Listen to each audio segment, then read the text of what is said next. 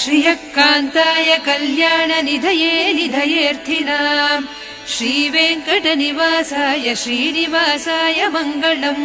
लक्ष्मी सविभ्रमालोक शुभ्रो विभ्रम चक्षुषे सर्वलोकानाम् वेङ्कटेशाय मङ्गलम्। श्रीवेङ्कटाद्रिशृङ्गाग्र मङ्गलाभरणाङ्घ्रये मङ्गलानाम् निवासाय श्रीनिवासाय मङ्गलम्। सर्वावयव सौन्दर्य सम्पदा सर्वचेतसाम् सदा सम्मोहनायास्तु वेङ्कटेशाय मङ्गलम्।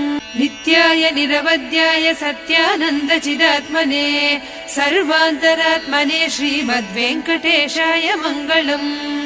स्वतः सर्वविदे सर्वशक्तये सर्वशेषिणे सुलभाय सुशीलाय वेङ्कटेशाय मङ्गलम्। परस्मै ब्रह्मणे पूर्णकामाय परमात्मने